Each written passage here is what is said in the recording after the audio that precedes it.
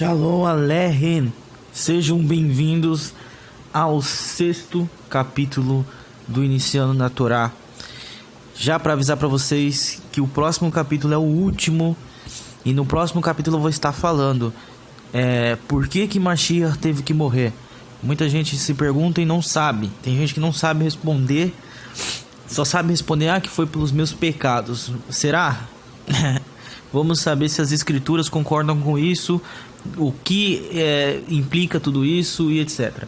Mas hoje estamos aqui para falar sobre também o Mashiach, Yeshua ben Yosef, Yeshua filho de Yosef. Vou estar aqui para explicar para vocês, depois do que nós falamos, sobre esse Mashiach. O que ele tinha que fazer para ser o Mashiach? Como que a gente sabe que ele é realmente o Mashiach, mesmo depois de tudo aquilo que eu expliquei do cristianismo? Porque você pode se perguntar, Yosef, é o seguinte, depois de tudo que você falou, das adulterações, dos concílios e tal, eu fiquei em dúvida, será que esse Mashiach aí, será que esse Jesus Cristo aí, ele é o Messias de Israel mesmo? Será que é ele mesmo o Salvador? É ele mesmo que foi o Corban? Ou não? Ou a gente tem que esperar outro, ou os judeus estão certos, ou tudo é uma mentira. Então, como eu sempre apresento para vocês o caminho do meio, hoje eu estou aqui para apresentar mais uma vez o caminho do meio. Que nem os judeus estão certos, o meu povo judeu ortodoxo, que não crê no Mashiach, nem eles estão certos, e nem o cristianismo está certo em idolatrar um personagem que foi criado pelo Eterno, Agora, para dar introdução a esse vídeo que vai ser longo, já aviso logo, eu vou estar lendo aqui a religião de Constantino, para vocês terem uma ideia e fechar esse assunto de que o cristianismo é a verdade, ok? Para vocês terem uma ideia disso. O fato de Constantino ser um imperador de legitimidade duvidosa foi algo que sempre influiu nas suas preocupações religiosas e ideológicas. Enquanto esteve diretamente ligado ao Maximiano, ele apresentou-se como o protegido de Hércules, deus que havia sido apresentado como padroeiro de Maximiano na primeira tetrarquia. Constantino era idólatra. Ao romper com seu sogro, após o ter eliminado, olha só, ele matou o próprio sogro, Constantino passou a colocar sob a proteção da divindade padroeira dos imperadores soldados do século anterior, o deus Sol Invictus. Lembra do concílio de Nicéia que eu expliquei na aula passada? Então Constantino, um pouco antes do concílio de Nicéia, se não me engano isso aqui foi alguns meses antes, ele foi iniciado na teologia do Sol Invictus, o Deus Sol Invictus. Então ele já adorava o Deus Sol,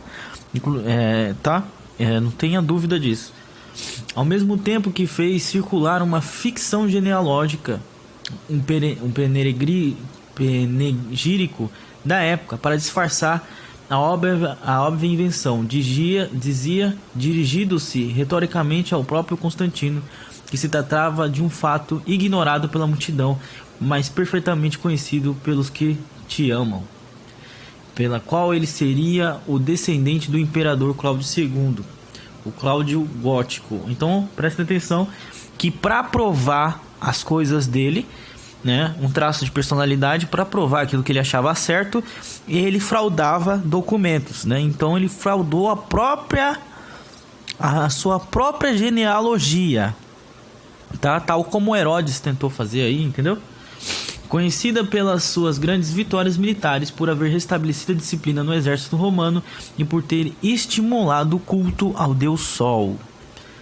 Constantino acabou, no entanto, por entrar na história como o primeiro imperador romano a professar o cristianismo, e na sequência usa da vitória sobre Magêncio na batalha da Ponte Milvia em 28 de outubro de 312, perto de Roma, que ele mais tarde atribuiu ao deus cristão. Segundo a tradição, na noite anterior da batalha sonhou com uma cruz e nele estava escrito latim In hoc signo vinces, que significa por esse símbolo, esse signo, você vencerá.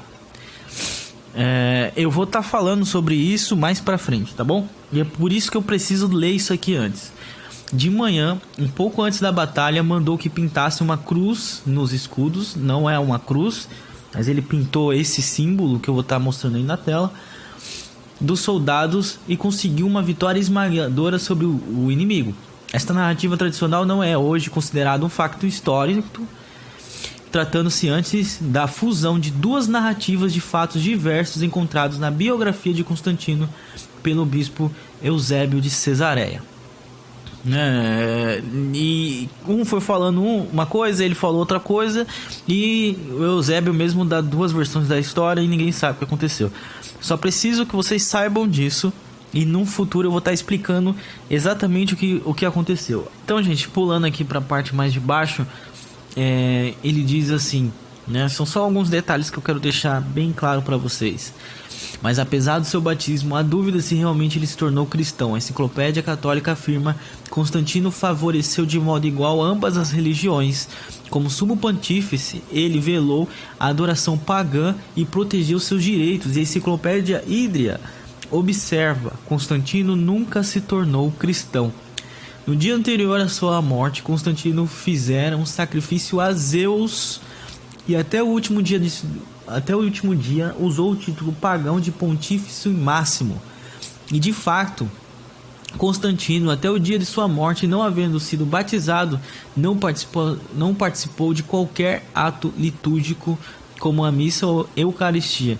Então prestem atenção: um homem pagão idólatra fez um concílio chamado Concílio de Nicéia, onde ele reuniu várias pessoas que tinham opiniões diferentes e ele não tinha sequer uma ideia do que essas pessoas criam. Agora eu vou estar lendo a parte reformas religiosas. Constantino legalizou e apoiou fortemente a cristandade por volta do tempo em que se tornou imperador com o Edito de Milão, mas também não tornou o paganismo ilegal ou fez do cristianismo a religião estatal única. O que ele fez, pessoal? Transformou a religião principal, igual aqui no Brasil, a principal religião qual que é? O cristianismo, não tem dúvida disso, mas é tolerável qualquer outra religião. Na sua posição de pontífice máximo, cargo tradicionalmente ocupado por todos os imperadores romanos e que tinha a ver com a regulação de toda e qualquer prática religiosa no império, estabeleceu as condições do seu exército público e interferiu na organização da hierarquia quando convocado, seguindo pela prática no que diz respeito aos cristãos, que havia sido inaugurada por um imperador pagão, Aureliano, que fora chamado a arbitrar uma querela entre os bispos de Antioquia e o bispo de Roma, que excomungara Paulo de Samosata, bispo de Antioquia, por heresia. O imperador reafirmara o que já era do direito circunstancial da igreja de Roma, ou seja, que as igrejas cristãs locais, no que diz respeito à sua organização administrativa, inclusive quanto à eleição de bispos, deveriam reportar essa igreja de Roma, a capital. O que ele fez? Como Inácio de Antioquia, né, traduzindo aí o texto todo, ele concentrou o poder em Roma. Literalmente de todas as igrejas, né? Já estava aquela bagunça teológica, já ninguém mais estava sabendo nada. Uns diziam que o Machia era Deus, outros diziam que não. Um falava que tinha que circuncidar, outro não. E cada um pregava uma coisa. Então, o que Constantino precisa fazer para manter Roma de pé? Ele precisa unir religião com Estado. É isso que ele precisa fazer. E ele estabeleceu essa religião. Ok? Não foi um homem santo, não é como Atos 15, que eram todos israelitas e circuncidados, judeus, conheciam a Torá e etc. Não, vários pagãos se reuniram e definiram isso e acabou. E ali se criou o cristianismo, né? Melhor, ali se estabeleceu o cristianismo já havia se criado. Então, com esse plano de fundo, né? Agora nós vamos reconhecer a história do Mashiach ben Yosef. Agora sim vamos começar a história do Mashiach ben Yosef. Você vai me perguntar assim, mas o que significa isso aí? Esse negócio aí que você está falando de Mashiach ben Yosef, né? Até parece que eu estou falando alguma coisa errada, uma coisa que você nunca ouviu. Se você faz parte de igreja, você nunca deve ter ouvido isso. Então eu vou te introduzir nesse conceito de Mashiach ben Yosef. Então, a primeira coisa que eu preciso estabelecer na mente de vocês: nas escrituras, o Mashiach, ele tem que vir 2 vezes. O meu povo, né, os judeus, ele interpreta de uma maneira errada, que viria 2 messias diferentes, que um ia ressuscitar o outro, mas tudo isso é entendível. Por quê? Porque é uma profecia que eles não deveriam ver, tá bom? É uma profecia. O próprio Paulo, Shaul, fala que quando é lido Moshe, existe um véu na frente dos olhos deles, eles não conseguem ver o Mashiach, né? Porque estamos na plenitude dos gentios. Prestem atenção no que eu digo a vocês. O dia que Israel, né, o povo de Israel que é justo, reconheceu o Mashiach, acabou para os gentios. Não tem mais tempo para gentil. O dia que eles falam, não, Yeshua é o Mashiach, acabou. A plenitude do gentio chegou ao fim, ok? A graça, a misericórdia, né, a porta aberta para você poder entrar no reino de Israel vai fechar, ok? Então tem que existir isso. Eles precisam não crer. Então eles falam muita coisa certa, muita coisa aproveitável, mas quando chega para falar do Mashiach, a gente tem que ir com cautela e com cuidado para saber julgar se aquilo que eles estão dizendo estão na Torá ou não, porque nós não temos o véu, ok? Então é um conceito da Torá, claro, que viria 2 Mashiach e que eles seriam um só, eles seriam a mesma pessoa. E onde a gente pode ver isso na Torá? Como vocês já viram nessa mesma série, o Mashiach é a própria Torá, né? Eu mostrei isso aí várias vezes. Ele é o Aleph e o Tav, ou seja, toda a letra da Torá, todas as letras é o Mashiach. E no Sinai, Moshe veio com as primeiras tábuas da Torá, e quando viu o povo em idolatria, ele quebrou a Torá. E na sua volta, ele traz a mesma Torá restaurada e não outra Torá com novas leis. Então imagina lá no Sinai, ele trouxe a primeira Torá e viu aquele povo todo em idolatria, bezerro de ouro, Arão e toda aquela bagunça e sexo adoidado. O que ele fez? Quebra a Torá, fica com raiva e volta e vai lá e justifica o povo perante Hashem, né? Com palavras. Depois ele volta com uma nova Torá e aí ele executa a limpeza social, literalmente, e vai lá e fala: quem tá com Hashem esteja do meu lado, e você que não tá com Hashem vai morrer. É simples assim. E ali teve uma expiação pelo pecado do povo, né? E isso vai acontecer no final dos tempos mais uma vez. Então vocês vejam, a Torá veio 2 vezes para o povo de Israel. Da mesma forma, o Mashiach tem que vir 2 vezes. E eu vou mostrar isso para vocês nas escrituras, né? Porque eu não vou ficar falando de um conceito que vocês não entenderam ainda. Mas vamos lá. Lá em Zechariah 9:9, Zacarias diz assim: Alegra-te Alegra-te demasiado, ó cidade, filha de Sião. Exulta, ó filha de Jerusalém, eis que o teu rei vem a ti, ele é justo e traz a salvação. Quer dizer, de quem que ele está falando? Do Mashiach. Justo, traz salvação, só pode ser o Mashiach, não tem como ser outra pessoa. Ele é humilde e vem montado sobre um burrico, um potro sagrado, cria de jumenta. Ele destruirá os carros de guerra de Efraim e os cavalos de Jerusalém, e os arcos de batalha serão todos quebrados. Ele anunciará Shalom, paz e prosperidade às nações, e o seu domínio se estenderá de mar a mar, desde o rio o Eufrates até as extremidades da terra. Isso concorda com Isaías 53, concorda com Isaías 2, né? Que de Sião virá a Torá, estabelecerá a justiça às nações. Está falando do Mashiach. Agora vamos ler um outro texto de outro profeta. Daniel 7:13 diz: E eu continuava contemplando minhas visões noturnas, quando vi alguém semelhante a um ser humano, vinha nas nuvens do céu. E ele deslocou em direção a um ancião bem idoso e foi conduzido à sua presença. E foi-lhe ortogada toda a autoridade, glória e posse do reino, para que todos os povos, nações e línguas o adorem e o sirvam. O seu domínio é o domínio eterno, que jamais terá fim, e o seu reino jamais será destruído. Tá falando de quem? Do Mashiach também. Agora eu vou te propor uma coisa aí para você que é bom de Bíblia, é bom de Torá e tá acompanhando os estudos aí. Em Zacarias diz sobre o jumento, que ele virá no jumento. Em Daniel 7 diz que ele virá nas nuvens. Como resolver isso? As escrituras não falam em nenhum lugar, já vou adiantando. Em nenhum lugar fala de jumento voador, né?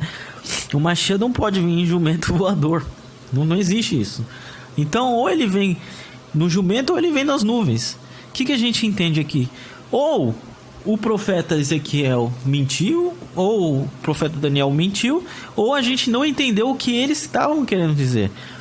E o único jeito que se pode resolver isso é: o Mashiach vem uma vez nas nuvens e uma vez sobre o jumento, como aconteceu, né? Mas Yeshua veio sobre o jumento e virá sobre as nuvens, né? Isso que os próprios apóstolos falam muito disso. Então, aqui a gente entende que há duas vindas de Mashiach. E lógico que existem milhares de textos que provam isso, mas isso é só um conceito fácil para vocês terem provas daquilo que vocês afirmam, tá bom? Para mostrar que os apóstolos, eles tinham provas daquilo que eles falavam, né? Existem duas vindas de Mashiach e é o mesmo Messias, tá bom? Então, alguns sábios falam: mas ele viria, se Israel merecer, ele vem nas nuvens. Se Israel não merecer, ele vem no jumento. Mas aí eu vou perguntar para essa pessoa que afirma uma coisa dessa, né? Porque isso foi um sábio que afirmou. Se ele viesse só nas nuvens, então o profeta Ezequiel está mentindo. Se ele vier no jumento, o profeta Daniel está mentindo. Então, se ele vir só de uma vez, de qualquer das formas, um dos profetas vai ser mentiroso, né? E isso vai tornar a Torá mentirosa, enganosa. Então isso não pode acontecer, ok? Então vamos lá, vamos continuar aqui. Então o único meio de solucionar isso é que ele vai vir duas vezes. O mesmo Messias, que é a mesma pessoa. Em nenhum momento os profetas falaram de outra pessoa virá.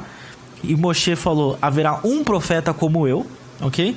Não existe dois Messias, é o mesmo Messias que virá duas vezes. E uma vez ele virá como Mashiach ben Yosef, e uma vez como Mashiach ben Davi. O que significa Yosef? O que significa? Que uma vez ele vai vir para sofrer como Yosef, e uma vez ele vai vir para reinar para sempre como Davi. Então há duas vindas, Mashiach ben Yosef e Mashiach ben Davi. É assim que se conhece na Torá. Então, como nós sabemos que Mashiach já veio, nós vamos analisar a vida dele e vamos ver se esse Mashiach realmente veio como Mashiach ben Yosef. O que significa ben Yosef, Lucas? O que significa que ele tem que vir como José? José, filho de Jacó, em português. Significa que a vida dele tem que refletir obrigatoriamente a vida de Yosef. Não precisa ser uma cópia, mas precisa pelo menos ser igual. Se não for igual, mentira, ok? Se a vida dele não for igual à vida do patriarca, inclusive Yosef, o único patriarca conhecido como Yosef Hatzadik, e não como Yosef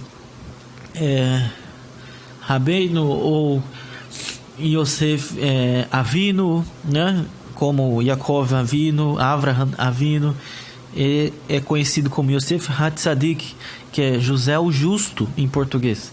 Então ele tem que ser parecido. Se não for, meu querido, acabou. Vamos analisar a vida de Yeshua e vamos analisar a vida de Yosef e ver o que eles se parecem, tá bom? E aí no fim de tudo você julga. E isso vai servir para você julgar se você continua crendo nesse Messias ou se você realmente aceita ele como uma enganação de Roma, tá bom? Então vamos continuar tópico por tópico. E agora se inicia o Mashiach ben Yosef, desconhecido totalmente pela cristandade. Vamos continuar. Primeiro ponto: Yosef era o mais querido pelo pai. Yaakov. E isso gerou inveja nos seus irmãos. Vamos falar de Yeshua. Yeshua também é preferido do Eterno. E por que você está formando isso? Porque está escrito lá na Brit Hadashah em Mateus: Tu és meu filho e eu te gerei. Mas eu te pergunto, todo Israel é chamado de filho. Não existe essa história de você é meu filho e mais ninguém. Porque o Eterno chama Israel de filho. Então o que quer dizer isso? Tu és meu filho e hoje te gerei. Mas o que significa isso? Isso era para mostrar a preferência de Hashem por ele, né? É que nem existem vários irmãos sentados numa mesa. Seu pai levanta e fala: o fulano é meu filho. Mas todo mundo ali naquela mesa é filho dele. Por que ele quis levantar e falar que o fulano é filho dele? Porque ele tem preferência. Uma coisa inversa: quando a criança apronta, a mãe chega pro pai e fala: o seu filho aprontou isso e aquilo outro. Quando ela fala o seu filho, é como se ela estivesse dizendo assim: olha, ele não é meu filho, ele é seu. E significa isso? Desprezo. E quando acontece ao contrário? Quer dizer preferência, ok? Então aí temos a primeira conexão. Isso foi uma das coisas que causou a morte de Yeshua. Segundo ponto, estamos só começando. Yosef se aliava com os filhos de Bilá e Zilpá, as servas de Jacó, pois os seus irmãos os desprezavam, como está escrito em Bereshit, em Gênesis, como ajudante para os filhos das esposas de seu pai, Bilá e Zilpá. Está lá em Bereshit, Gênesis 37, você vai achar isso falando. E até o Urashi, que é um dos grandes comentaristas da Torá, diz: o que significa isso? Significa que ele costumava se associar com os filhos de Bilá, porque seus irmãos os desprezavam como os filhos de uma serva. Por isso ele confraternizou com eles. Então, os demais filhos, que eram filhos direto com a relação com Lia e com Raquel, desprezavam os filhos das servas, né? Porque eles eram filhos de serva, não eram filhos de mães legítimas e etc, né? Isso é uma coisa péssima. Então Yosef se compadecia dessas pessoas. E Yeshua também costumava a estar entre os que eram desprezados pela corte rabínica, pelos pecadores, e eles os ensinava a obedecer a Torá. Este se senta com pecadores. Foi até uma afirmação de um dos fariseus. Então, da mesma forma, Yeshua também se sentava com os desprezados, exatamente como Yosef. Tá bom? Vamos continuar. Yosef costumava denunciar a Yaakov os erros de seus irmãos, e isso gerou ainda mais revolta entre eles. Está escrito lá em Gênesis, logo depois desse verso: e Yosef trouxe maus relatos deles para o pai deles, né? E Urashi também comenta: tudo o que ele viu de errado em seus irmãos, os filhos de Lia, ele relatou ao seu pai, que eles costumavam comer carne cortada de um animal vivo, que eles tratavam os filhos das servas com desprezo, chamando-os de escravos, e que eles eram suspeitos de viver de uma maneira imoral. A mesma coisa que acontecia no primeiro século. Da mesma forma, Yeshua gastou todo um capítulo para mostrar a grande hipocrisia dos fariseus. Está lá em Mateus. E expulsou os cambistas do templo. Em vários atos mostrou os desprezos que os mais humildes passavam nas mãos dos mais entendidos. Quer um exemplo disso? O publicano e o fariseu. O publicano estava lá batendo no peito e falando: ó, Eterno, perdoa porque eu sou um miserável pecador. E o fariseu estava lá: ah, Eterno, muito obrigado porque o Senhor não me fez pecador, né? Então, tá aí um grande exemplo de que Mashiach também denunciava a hipocrisia daquele tempo, exatamente como Yosef fazia. E isso gerou a raiva dos irmãos, né? Ponto 4. Está escrito na Torá, lá em Gênesis 37:4. E quando seus irmãos viram que seu pai o amava mais do que qualquer um de seus irmãos, eles o odiavam, de modo que não podiam falar-lhe uma palavra amigável. Quer dizer, era guerra, meu irmão, treta. Não aguentava mais Yosef. não aguentava mais o queridinho do papai, não aguentava mais ele que gostava de se embelezar, não gostava mais dele, não suportavam mais ele. E sobre Yeshua, está escrito lá em Mateus 12:14. Diante disso, saíram os fariseus e começaram a conspirar sobre ele como poderiam matar Yeshua. Quer dizer, os próprios irmãos, filhos de Israel, queriam matar Yeshua. E logo após esse verso está escrito aqui, olha só: eis o meu servo que escolhi, o meu amado, a quem tenho alegria, farei repousar sobre ele o meu espírito e ele anunciará justiça às nações. Está aqui a preferência de Hashem sobre Yeshua, da mesma forma de Jacó sobre José, tá?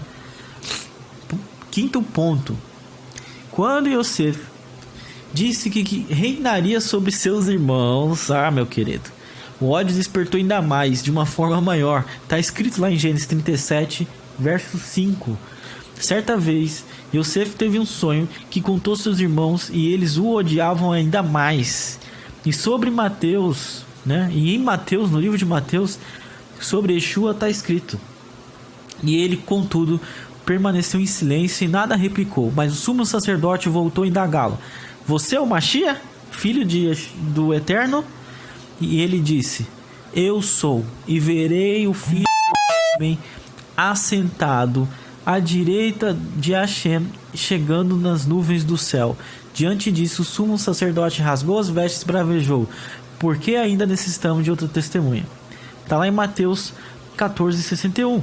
Então o Mashiach vai lá e afirma: eu sou o Mashiach, eu sou esse que vocês estavam esperando há tanto tempo. E aí gera um ódio, e o que leva à morte de Mashiach. Tem muita gente que fala: porque os fariseus mataram Jesus porque ele se disse Deus. Mentira. Os fariseus mataram não, mas contribuíram com a morte de Yeshua, porque Yeshua se disse ser o Mashiach, porque ele se disse o Mashiach. Então tem aqui mais uma analogia. Sexto ponto: a humildade de Yosef, né? E a prontidão para obedecer a todos os mandamentos do pai dele. Porque está escrito lá em Gênesis: Israel disse a Yosef: teus irmãos estão passando em Siquém. Venha, eu vou mandar você para eles. E ele respondeu: estou pronto. Uma expressão que denota humildade e prontidão. Ele era zeloso para cumprir a ordem de seu pai, embora tivesse ciente que os seus irmãos o odiavam. Esse comentário é meu? Não. Está escrito lá em Gênesis Rabá 84:13. Então ele sabia que os irmãos dele odiavam ele, queriam matar ele, não trocavam mais palavras entre si, quer dizer, já estava uma coisa absurda. E mesmo assim, ele foi. E Yeshua também estava pronto para obedecer ao pai, mesmo que fosse o pior para ele. Lá em Lucas 22:42: pai, se queres, afasta de mim este cálice. Entretanto, não seja feita a minha vontade, mas sim a tua.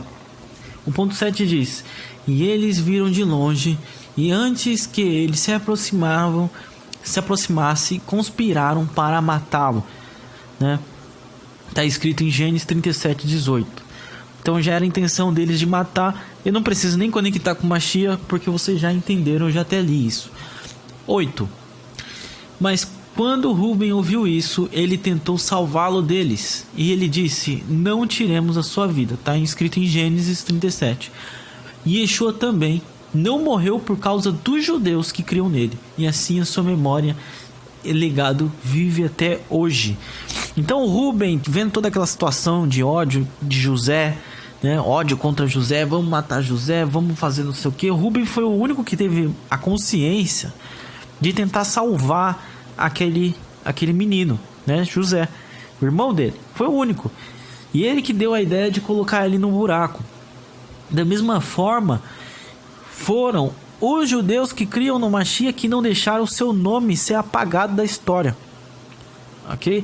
Esses judeus que criam no Mashiach fizeram ele viver mesmo após a morte. O que eu quero dizer isso? Eu sei que Mashiach ressuscitou, mas eu estou dizendo que preservaram a história dele, os ditos dele. O próprio Mateus escreveu tudo em hebraico. Ensinaram que Yeshua tinha vindo, que Yeshua era o Mashiach, Yaakov e Hatzadik, tudo isso aí. Então, um dos irmãos quis salvar Yosef. Da mesma forma, não foram todos os judeus que quiseram matar Yeshua. Muitos creram nele, tá? E a maioria ficou inerente. Vamos colocar aqui o ponto 9. E Rubem continuou, né? Um verso da Torá, na Torá. Não derramar sangue, não derramem sangue. Lance-o naquele poço no deserto, mas não toquem nele. E ele pretendia salvá-lo deles e restaurá-lo a seu pai. Quando Yosef se aproximou de seus irmãos, tiraram a sua túnica, a túnica ornamentada que ele usava. Está escrito em Gênesis 37. E eles jogaram Yosef em um poço e tiraram suas vestes. E aqui Yosef literalmente morre. E eu vou ter que explicar por quê. Por que Yosef morre quando eles jogam ele num poço? Porque uma certa vez um filho de Esav, irmão de Jacó, mandou seu filho Elifaz atrás de seu irmão para matá-lo. E quando Jacó estava para morrer, ele disse a Elifaz.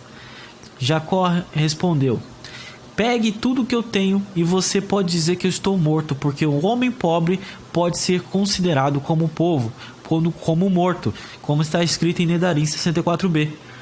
Então, para a Torá e para o conhecimento hebraico, né, na literatura judaica, um homem que não tem nada é como um homem morto. Para vocês terem uma ideia, ele deixou Jacó nu, literalmente, tirou tudo que Jacó tinha mesmo, deixou ele nu. Então, Yosef foi tirado a túnica de Yosef e ele foi jogado num poço. Literalmente ele estava nu. Então nós podemos dizer que ele estava morto. Olha só, lembre-se que a história de Yosef tem que espelhar o Mashiach, não que tem que acontecer exatamente igual, mas tem que ser espelhado. Então é como se Yosef tivesse morto, literalmente morto.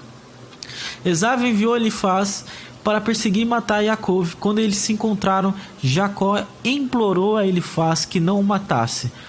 Mas Elifaz se recusou, pois tinha ordem de seu pai para cumprir. Jacó deu tudo o que tinha com ele a Elifaz e disse: uma pessoa pobre é tão boa como um morto. Elifaz ficou satisfeito e deixou seu tio nu e sem dinheiro, mas ainda vivo. Quem está comentando isso é Urashi, em Gênesis 29:11.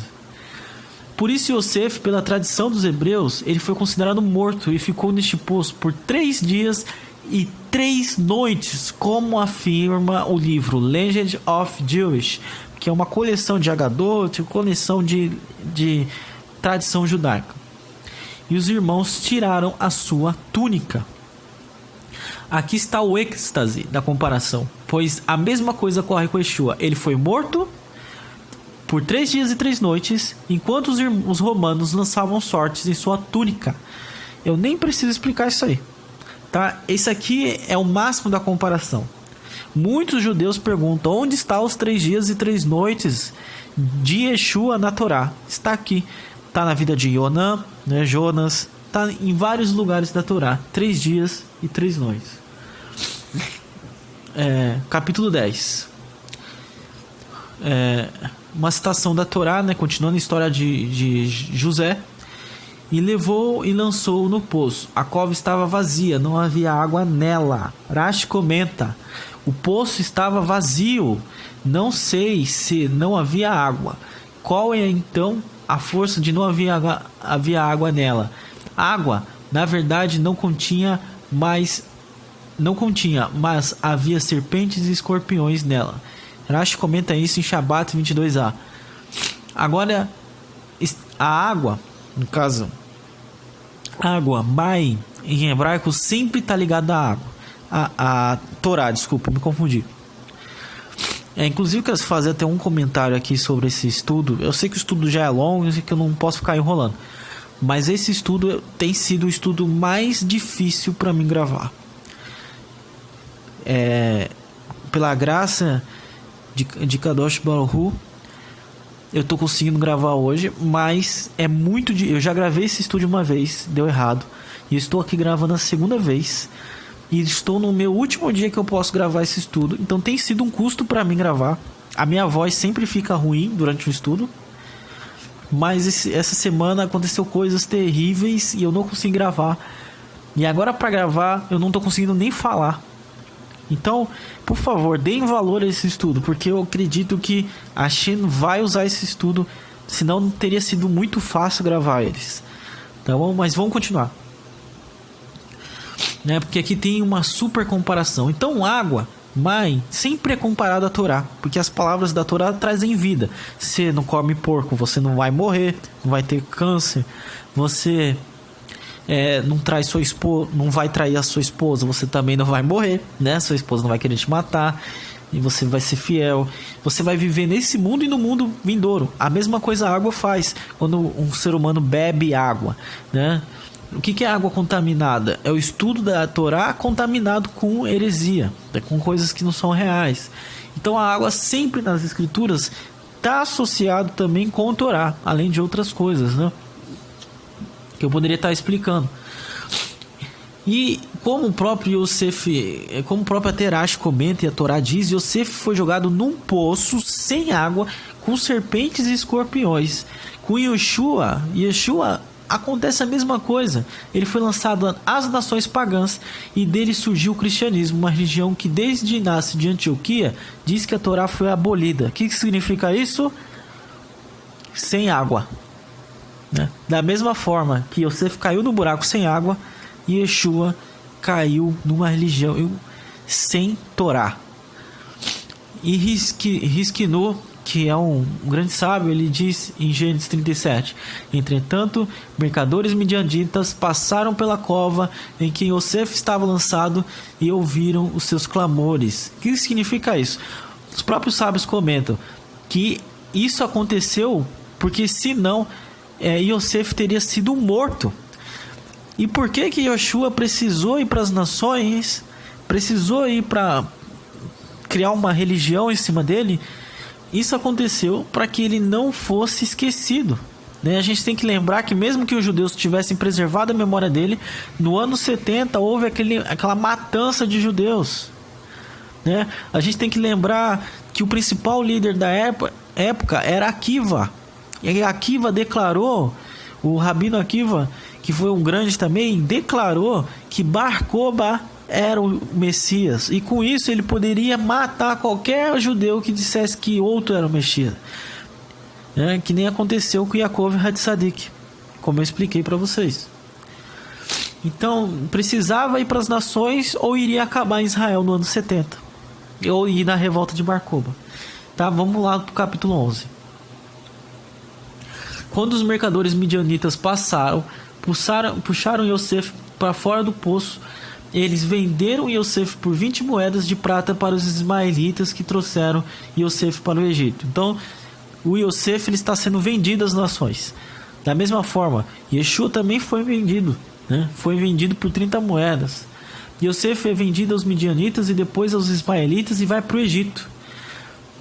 O Legend of Jewish, que é uma literatura muito conhecida, diz que foi necessário que socorresse para que Yosef não fosse morto de vez pelos seus irmãos.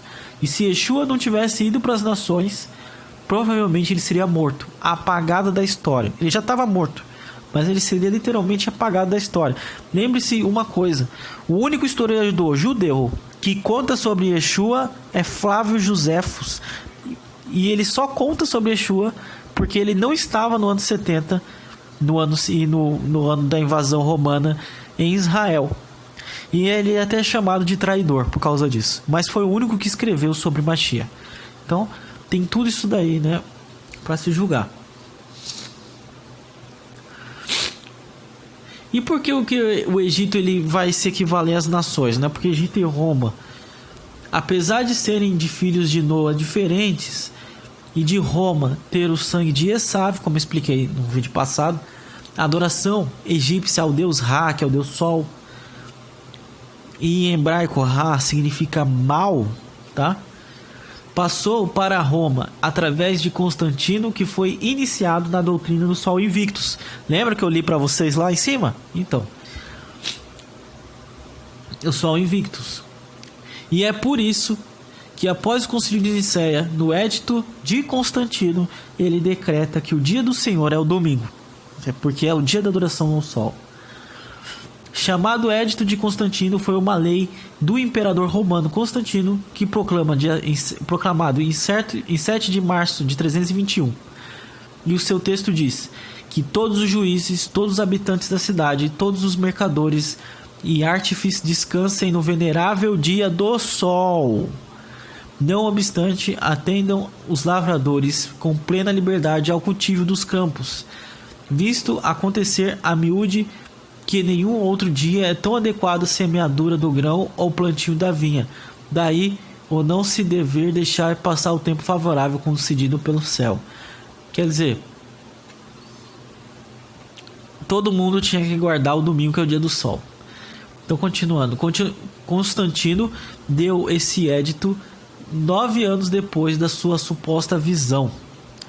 Lembra daquela visão que ele vê um símbolo, que por esse símbolo você vencerá? Então 9 anos depois ele dá o edito que todo mundo tem que guardar o domingo.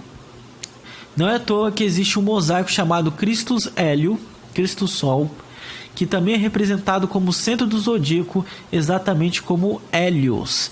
Então de um lado eu vou botar para você aí o Cristo Hélio, e de um lado eu vou colocar o Hélios, né, que é um deus pagão da época. Vocês vão ver aí a semelhança.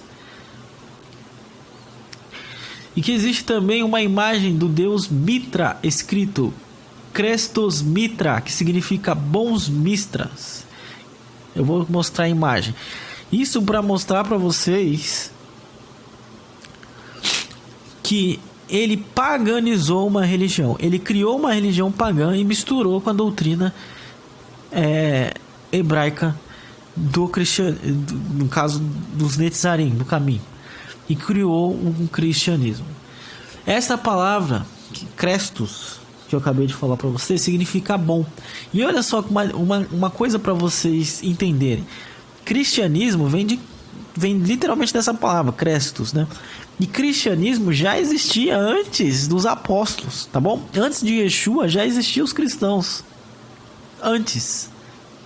Porque essa palavra Crestus sempre significou bom. Essa palavra significa bom.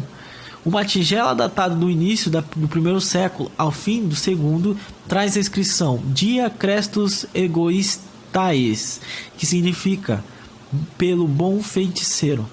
Como vocês podem ver aí a imagem. Em Atos 11:26, onde dizia que os apóstolos foram chamados de cristãos, após pregarem, de início esse era um rótulo, um sarcasmo.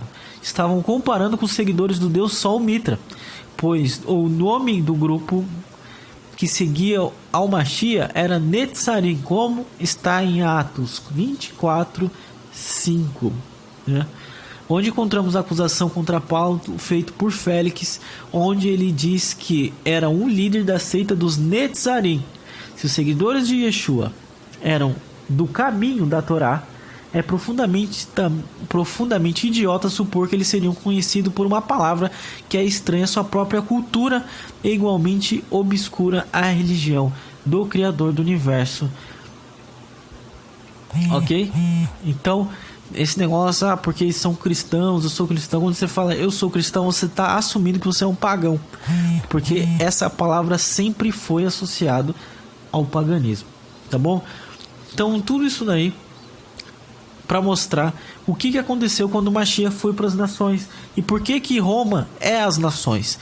Porque Roma continua crendo nas mesmas coisas que o Egito cria, no Deus Sol, e paganizou tudo. E vocês vão ver que até Yosef se tornou um pagão paganizado, também assim como o Mashiach se tornou paganizado. Então você vai me perguntar: Yosef, por que você explicou tudo isso, esse negócio de Crestos, mostrou esse monte de imagem com essa palavra? Isso é para mostrar para vocês que a palavra Crestos, da onde veio a palavra cristão, ela já existia muito antes, e ela vem até de um deus chamado Caristos, é um deus pagão, e de outros deuses. Os seguidores de Serapis já eram chamados de cristãos na época, quando os apóstolos estavam lá. E por que então chamou o apóstolo de cristão? E por que então quando Pedro falou que a gente tem que morrer e padecer como um cristão, etc. Porque naquela época essa palavra, ela significava, ela tomou o significado de homens bons, ok? Então quando os evangelhos foram traduzidos, eles colocaram, traduzido no caso do hebraico para o grego, eles colocaram essa palavra Christos. Eu vou colocar aí para vocês algumas imagens do Codex Sinaiticus, que esse é o códex mais antigo do Novo Testamento, e você vai ver que onde estava escrito Christos, eles colocaram Cristos e modificaram. Os próprios escribas modificaram o Codex Sinaiticus, né, para surgir essa palavra Cristo, e daí veio o Jesus Cristo, tá bom? Então foi uma contaminação pagã. O nome do Mashiach nunca foi Jesus Cristo e sempre foi Yeshua HaTzadik. E agora vocês entenderam duas coisas. Primeiro, o Mashiach morreu, foi para uma religião pagã e ganhou um novo nome, e no concílio de Nicéia virou uma divindade. Coloquem isso na sua cabeça e vamos continuar. Ponto 12. Quando Rubem voltou para o poço e viu que Yosef não estava no poço, ele alugou suas roupas. Voltando a seus irmãos, ele disse: o menino se foi, e agora o que eu devo fazer? Da mesma forma, quando os líderes souberam que Yeshua não estava mais na cova, ficaram aterrorizados, né? E aí foi que eles inventaram a historinha. A gente vai ver no próximo ponto, 13.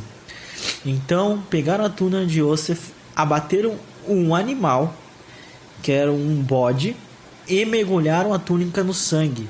Eles mandaram a túnica ornamentada para o pai e disseram: encontramos isto, por favor, examina.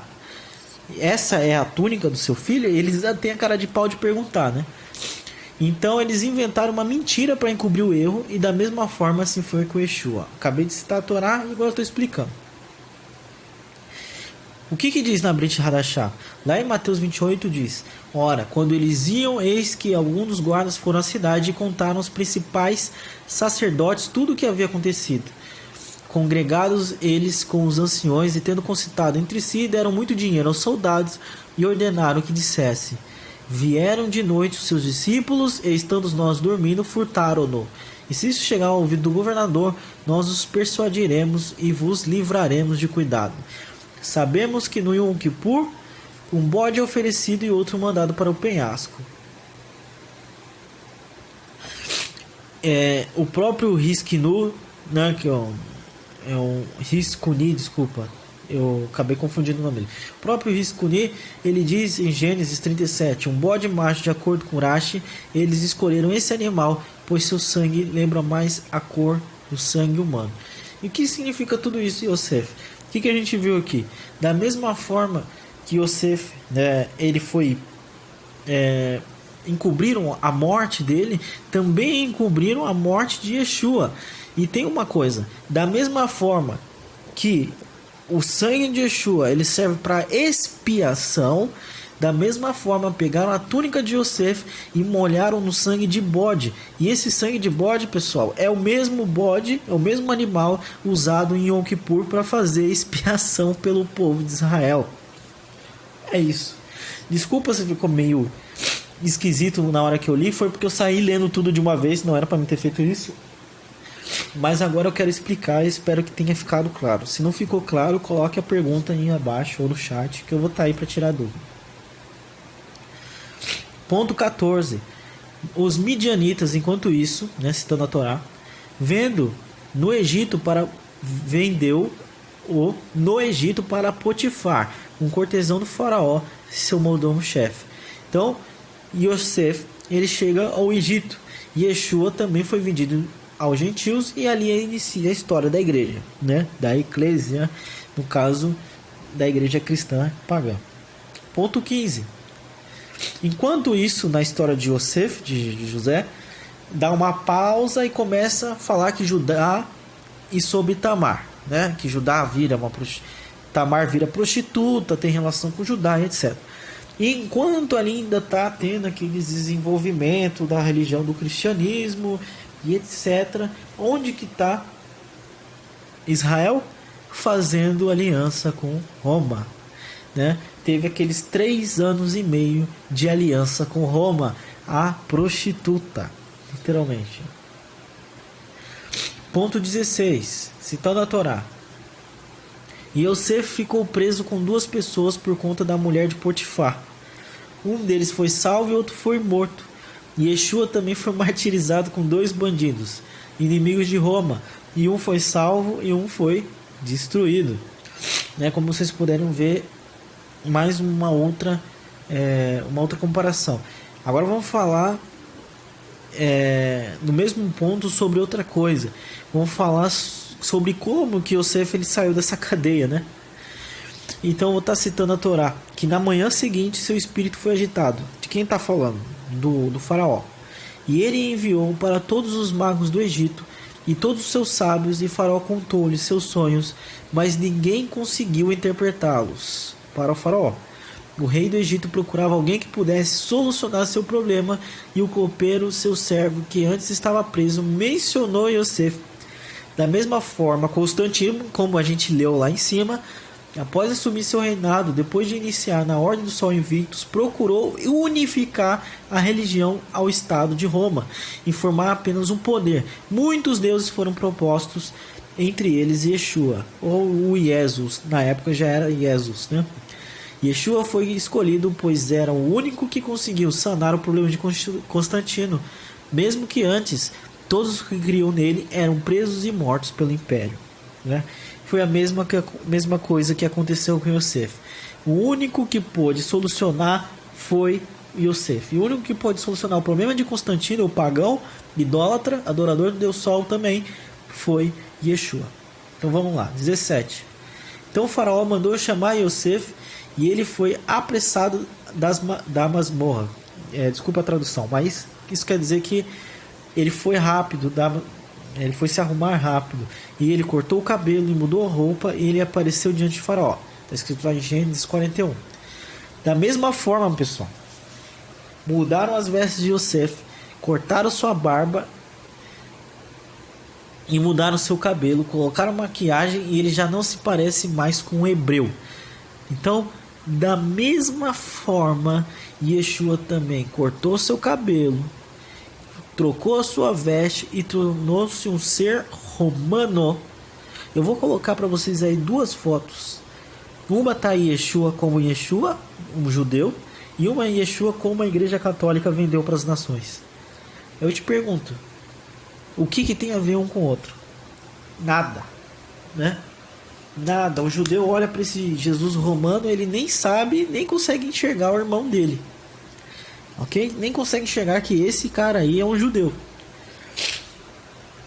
18. Tirando o anel de sinete da mão, né, está escrito lá em Gênesis 41, o faraó pôs na mão de José, e ele o vestiu com vestes de linho fino, e colocou uma corrente de ouro em volta do seu pescoço. Ele o fez montar na carruagem de seu segundo comando, e eles choraram antes dele. Abreque. Assim ele colocou sobre toda a terra do Egito. E o faraó disse a Yosef: eu sou o faraó, mas sem você ninguém levantará a mão ou o pé na terra do Egito. O faraó então deu a Yosef o nome Zafenat Panea, e deu-lhe por esposa a Senate, filha de Potífera, sacerdote de On. Assim Yosef emergiu no comando da terra do Egito. E continua citando aqui a Torá. O faraó disse a seus cortesãos: poderia encontrar outro semelhante a ele? Um homem a quem está o espírito de Hashem, do Criador? Então o faraó disse a José: visto que o Eterno lhe revelou tudo isso, não há ninguém tão perspicaz e sábio como você. Tu serás responsável pela minha corte, e por ordem tua todo o meu povo será dirigido. Somente com respeito ao trono eu serei superior a você. Assim também Constantino se agradou da sabedoria judaica no Novo Testamento, e do Mashiach lhe deu total domínio sobre Roma, trocou seu nome de Yeshua para Jesus Cristo, né? Junção de Jesus e Krishna, 2 deuses. Ele deu vestes de linho, ele tornou uma divindade, e somente no trono Constantino era maior que ele. E ainda deu uma mulher, sabe quem? Maria, a Virgem. Então, nós temos aí a mesma história. Aconteceu do mesmo jeito, pessoal. 19. Pois embora José reconhecesse seus irmãos, eles não o reconheceram. Yosef já estava tão transformado em egípcio que seus irmãos não o reconheciam. E Yeshua, apesar de ser hebreu, justo, seguidor da Torá, já tão diferente aos olhos dos judeus e distante da Torá que Israel nem mais conhece. Lembre da imagem que eu mostrei para vocês. A mesma coisa. Ponto 20. E quando toda a terra do Egito sentiu fome, o povo gritou ao faraó por pão e disse ao faraó a todos os egípcios: vai a Joseph e faz tudo o que ele disser, você vai fazer. Então tem uma citação que está escrito em Tahuma Miket 7, um livro de tradução judaica, que vai falar que Yosef pediu para que todas essas pessoas que quisessem comprar dele comida deveriam se circuncidar. Eu não vou ler porque é muito grande e o estudo já está enorme, já tem quase 1 hora. Então, se você quiser, você dá um pause e lê. E assim também Jerônimo compilou ele e entregou aos povos, certo? E todas as vezes que um povo tinha fome de pão, lembrando que pão no céu é a Torá também, o pão está ligado à Torá também, recorreria a Yeshua. E se quisessem comer do pão e não só as migalhas, devem ser filhos de Abraham e circuncidar-se. O que significa, Yosef? O que é migalha? Migalha é cura. Não foi isso que o próprio Mashiach falou para a mulher samaritana? Né? Ela respondeu: os filhinhos também comem das migalhas e ela foi curada. Não é isso? Migalha é cura, etc. Então todo mundo pode comer migalha, mas se quiser comer do pão, o pão sólido é a da Torá, ok? Tem que cumprir Torá, fazer techuvá e depois se circuncidar, da mesma forma que Yosef falou para os egípcios, tá bom? 21. Porções foram servidas de sua mesa, mas a porção de Benjamim foi várias vezes a de qualquer outra pessoa, e eles beberam o seu preenchimento com eles. A tradução está meio ruim aqui, porque eu traduzi direto do inglês, mas significa que Yosef deu mais porções para Benjamim. Dentro do território de Benjamim fica Jerusalém, a cidade amada, que é disputada por Israel e Roma. No caso, Israel e o cristianismo. Tá? Lá no Sefer HaMidrash, o Sefer Hayashah, que conta os Midrashes, né? Falando sobre o livro do Gênesis, Miqueias 22, ele vai contar uma historinha e vai mostrar que Benjamim, que é irmão de Yosef, ele reconheceu Yosef. Se você quiser parar e ler também, só dá um pause no vídeo e ler. Vou estar exibindo aí na tela, mas eu não vou ler porque é muito grande. Então, acontece uma coisa e Benjamim acaba reconhecendo que aquele Asenat Pané, na verdade, é Yosef, irmão deles. E da mesma forma, o apóstolo Paulo, Shaul, ele reconheceu o Mashiach, um dos primeiros a reconhecer, do caso que daqueles que não eram daqueles que eram religiosos, porque ele era o mais religioso de todos. Ele reconheceu o Mashiach e mais, ele é também da tribo de Benjamim. Olha só que legal, mais uma grande conexão. 23. Ele procurou, citando a Torá, ele procurou, começando com o mais velho e terminando com o mais novo, e a taça apareceu na bolsa de Benjamim. Com isso eles vestiram as suas roupas, cada um carregou seu animal de carga e eles voltaram para a cidade. Assim também as escrituras falam sobre a última guerra contra Jerusalém, onde Roma virá contra Israel. E Judá terá que dar a vida por Jerusalém na guerra do grande Magog. Não ficou meio não entendido aqui o que significa isso aqui? Que eu não coloquei o texto todo, eu peço perdão. Mas quando Yosef, né, ainda não descoberto pelos irmãos, foi lá e achou o copo de vidro, o copo dele de adivinhações, na bolsa de Benjamim, Judá logo começou a interceder e falar: não, olha, meu pai vai morrer, Se eu não levar esse mais novo, por favor, tenha misericórdia. O meu pai, não sei o que, não, por favor, ó, governador do Egito. E teve que se humilhar. E teve que interceder por Benjamim. E da mesma forma, está escrito na Torá que as nações virão contra a Torá. Inclusive, Edom, Roma, virá contra a Torá.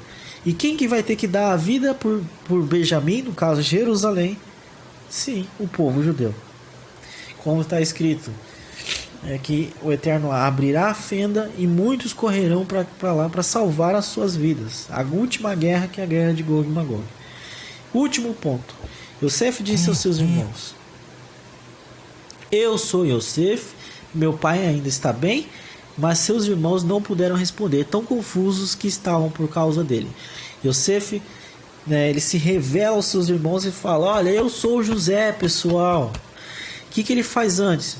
Ele manda todos os egípcios embora e só fica com os 12 e se revela aos 12. Isso são coisas para o futuro. Assim também Mashiach se revelará na guerra contra Israel, e todo judeu reconhecerá que Yeshua é o Mashiach de Israel. Todo judeu vai ter que reconhecer que Mashiach é Yeshua HaNatzri, o justo, o Nazareno. Ok? Então, pessoal, é isso. Vou deixar as duas imagens aí. A imagem do Yeshua e a imagem do Jesus. E eu vou dizer uma coisa para vocês. Depois de todas essas conexões, até os 3 dias e 3 noites, eu vou dizer para vocês: será que ele não é o Mashiach? Ele veio, foi rejeitado pelo povo, tudo aconteceu exatamente como tinha que acontecer, e ele voltará. Justificou os gentios e ele voltará. Mesmo que Roma tenha criado uma idolatria em cima desse personagem, será que ele não é o Mashiach depois disso? Depois de todas essas provas? Então eu digo para você, você aí que você que crê no Eterno e está em dúvida, não sabe se nega, se não nega o Mashiach e etc. E você que é cristão, também fica o recado: não negue o Mashiach. O Mashiach é o único que fez o Corban por você, ok? É a única porta que você tem para voltar ao Eterno, é ela, não existe outra. E eu vou explicar isso no próximo vídeo, por que Mashiach teve que morrer. E para você que é cristão, eu digo uma coisa: para você obedecer o Eterno e conhecer o verdadeiro Mashiach de Israel, você tem que estudar a Torá e deixar de lado a idolatria e o cristianismo, ok? Porque da mesma forma que Yosef virou um egípcio, e se eu chegasse para um egípcio e falava: olha, tá vendo o governador do Egito? Ele é um hebreu. Lembrando que os egípcios não gostavam nem de comer com os hebreus. Ele com certeza acharia um absurdo. E hoje eu digo para você: esse Yeshua, sabe, esse Jesus Cristo, ele é judeu. E ele cumpria a Torá, guardava Shabat. Então, acordem, meus irmãos. Que a Shem abençoe vocês e espero vocês no próximo vídeo.